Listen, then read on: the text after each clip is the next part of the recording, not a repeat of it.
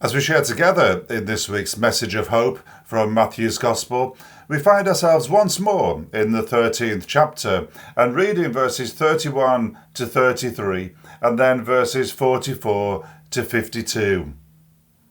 And here is today's reading.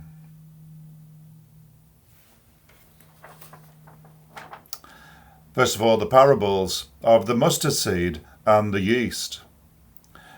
He told them another parable. The kingdom of heaven is like a mustard seed, which a man took and planted in his field. Though it is the smallest of seeds, yet when it grows, it is the largest of garden plants, and becomes a tree, so that the birds come and perch in its branches. He told them still another parable. The kingdom of heaven is like yeast that a woman took and mixed into about 60 pounds of flour until it worked all through the dough. The kingdom of heaven is like treasure hidden in a field. When a man found it, he hid it again, and then in his joy went and sold all he had and bought that field. Again, the kingdom of heaven is like a merchant looking for fine pearls. When he found one of great value, he went away and sold everything he had and bought it. Once again, the kingdom of heaven is like a net that was let down into the lake and caught all kinds of fish. When it was full, the fishermen pulled it up on the shore. Then they sat down, collected the good fish in baskets, but threw the bad away. This is how it will be at the end of the age. The angels will come and separate the wicked from the righteous and throw them into the blazing furnace, where there will be weeping and gnashing of teeth. Have you understood all these things? Jesus asked. Yes, they replied.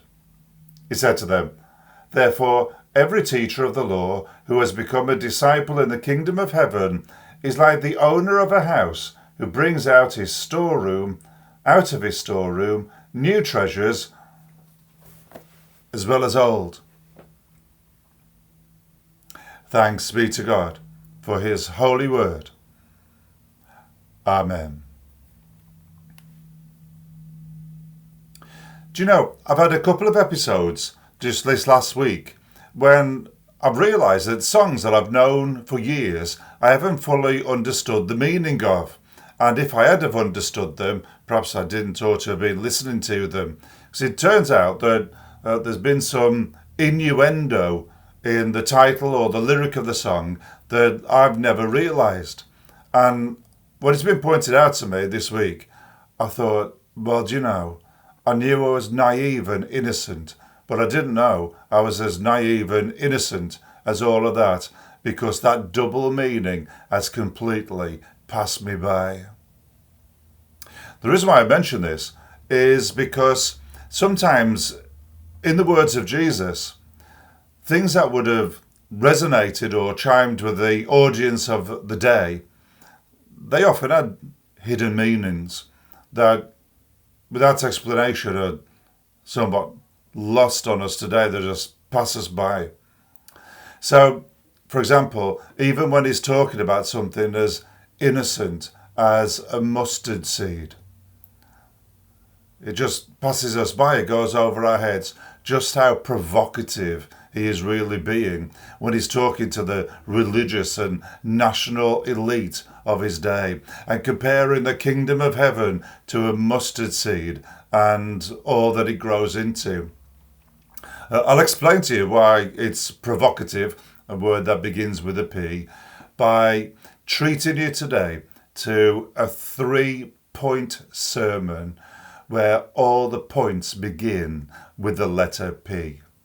So let's see how we get on with it. So first of all, when Jesus talks about the kingdom of heaven being like a mustard seed, really what he's saying to you is, if pretty is what you are into, then it may just be that the kingdom of heaven is not for you. When Jesus compared the kingdom of heaven to a mustard seed that grows into a mustard bush, he really would have been being provocative and he would have had his hearers, these national and religious elites, really riled by this time.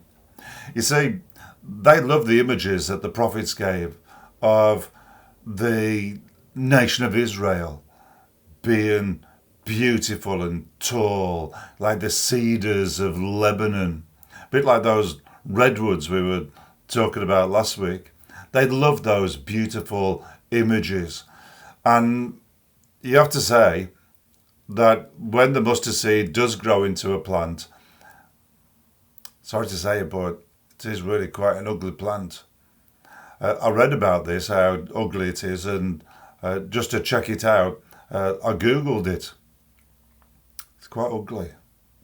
One of the websites that I looked at euphemistically said this about it: it is of little ornamental value. I love that sentence. It just chimes with the way I speak.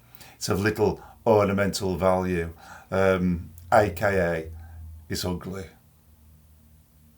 And this would have really riled, as I say, the religious and national elite of his day, riled even more by the fact that Jesus says that when it grows, the birds come and perch on its branches. Well, on these cedars of Lebanon, the elite of the day, they would have liked the picture of the birds on the branches, but what they were thinking of would have been the beautiful eagles that would have landed on the tops of the tall trees. The word that Jesus uses actually in the original language isn't for eagles in all their majesty and beauty, more like the vultures. Think the vultures in the Jungle Book film from the 1960s. Do you remember the ones that spoke like the Beatles? Then you've got it. So basically, he's talking about the kingdom of heaven being like a mustard seed that grows into a really ugly plant and then attracts the most detestable carrion-eating creatures that you could ever imagine. By this time, his audience would have been ready to stone him. To be fair, in their eyes at least, they shouldn't have been surprised, because they would have been thinking, what would you expect from this ragamuffin, vagabond rabbi with this motley crew who follow him, and a lot of them forever socialising with people that we would cross the road to avoid. No wonder he speaks in this kind of way. Nevertheless, we are still so annoyed to hear him talk about the kingdom of heaven in this kind of way. So Jesus basically is saying, if pretty is what you're into, then the kingdom of heaven may not be for you. On the other hand, there may be moments in your life when you feel far from pretty. Talking about the secrets of the kingdom today, and it may be that there are the secrets of your heart that you think, do you know, if people knew about these, they would never talk to me again. And then, like these super spiritual elite that Jesus is speaking to today, you often feel left out and disregarded, and you think, I'll never be part of that in crowd, that super spiritual elite. Not the likes of me, no, well. But these are messages of hope. And one of the things that Jesus is saying to you is that if that's how you feel about yourself, the kind of person that's, in the eyes of the world at least, perhaps unlovely and unlovable, don't you know? That's the kind of person I've been calling for years. That's the kind of person I've always used to spread the truth of my kingdom. So, if you're into pretty, the kingdom of heaven may not be for you. But if you're at that point in your life where, to put it in another way, perhaps from Matthew's Gospel, you're poor in spirit, The kingdom of heaven belongs to people such as you. For 20 centuries, I've been using people like you, just like the mustard seed, to go about your work, go about your mission, go about your ministry, until just as mustard plants basically take over the garden. The good news, the message of hope, it's taken over all the world, but it's done it through people such as you. Here's the second P. Jesus may be saying that if prestige is what you're into, then the kingdom of heaven may not be for you. Again, these national and religious elite, they would have loved to hear the prophets of old speaking about the nation being likened to the cedars of Lebanon, these trees that stand so tall, so proud, the kind of trees that you can't help but notice because they make such a grand statement. They are prestigious trees. Oh, they're getting so annoyed with Jesus now, talking about this mustard seed that grows into this mustard bush, which not only isn't very pretty, but it's a runt, really, well, especially when you compare it to the cedars of Lebanon. You wouldn't say this plant of little ornamental value. It's anything to do with prestige. But then again, neither is the kingdom of heaven.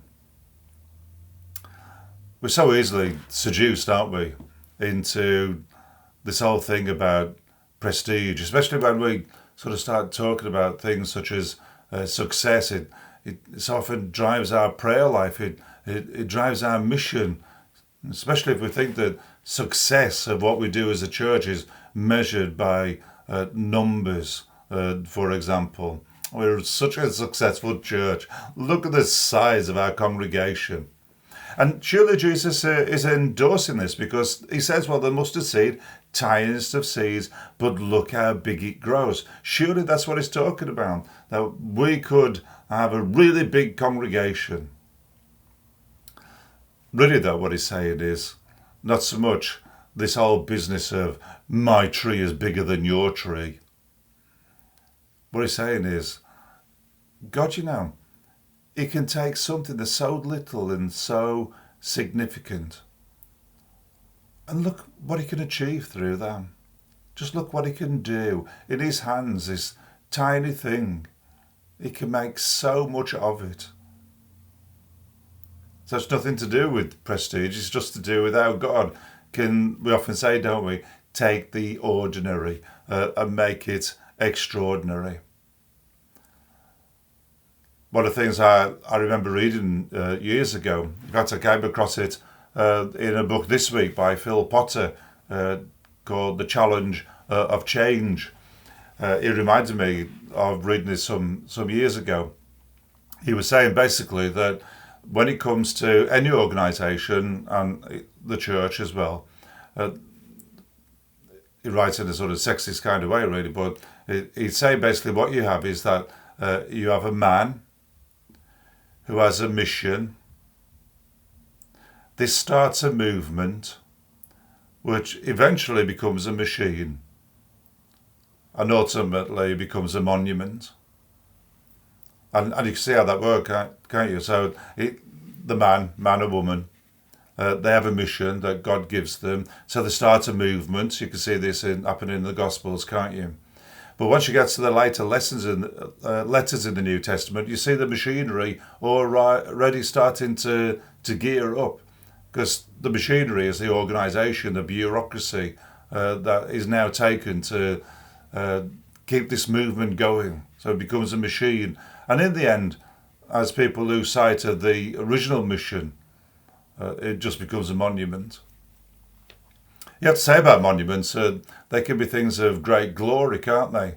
And but the only problem with them is that they often stand there as a monument to things that were true in the past but are no longer true today. And the other thing about a monument is that they tend to have their faces redesigned by pigeons.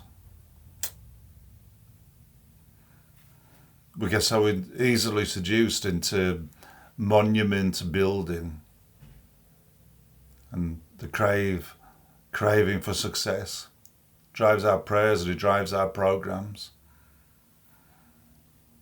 But Jesus is saying, no, that's not what I mean. That's not what I'm talking about.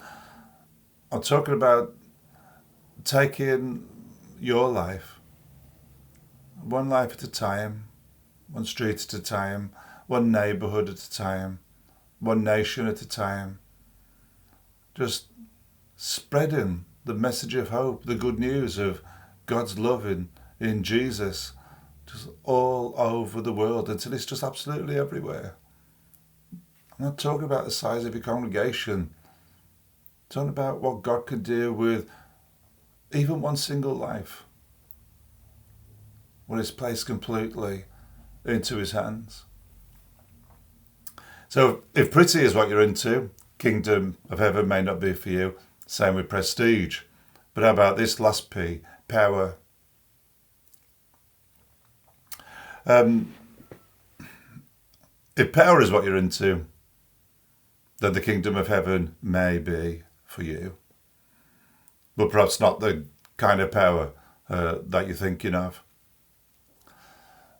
The reason I say this is because there is a power in mustard. There's what they call a fiery pungency that's released by the mustard.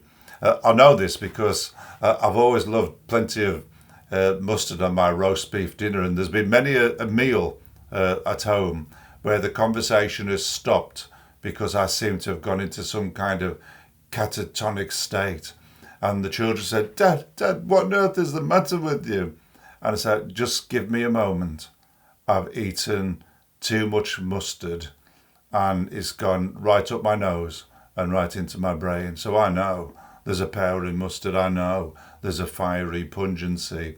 And I know, but I never seem to learn. It happens every time. There is a power in mustard. It's fiery pungency, but here's the thing about it. It's a power that's only released by being crushed. I love this story that I came across once of when Darius, the Persian emperor, decided to invade Europe, and his opponent was Alexander the Great. And he sent to him, by his courier, a bag of sesame seeds. And the message basically in that was, we are so many. Just like you couldn't count all these sesame seeds, you can't count how many soldiers are coming against you. So Alexander the Great sent him back a little bag of mustard seeds. And that was his way of saying, you may have the numbers, but we have the power. And we'll deal with you. And history records that's exactly what he did. But the power in the Kingdom of Heaven isn't like the power of the great emperors of this world. It's the power of kind of thing that happens when someone is crushed by being crucified on a cross. Or the power of love that is let loose into the world when that happens. And we know this is true because I often like to speak about the Roman soldier at the foot of the cross who had watched all the power of the Roman Empire in all its brutality as it had taken the life of Jesus and nailed it to a tree. And then he'd watched the power of suffering and love. He watched the way Jesus died and how he even cried for the forgiveness of those who tormented him. And he looks at the power of the Romans and he looks at the power of suffering love, and then he cries, surely this was the Son of God. The power of that suffering love had captured his heart in the way that the power of the Roman Empire never could. Oh yes, they could get him to do their bidding, but they could never release the fiery pungency of God's love into his heart and win it.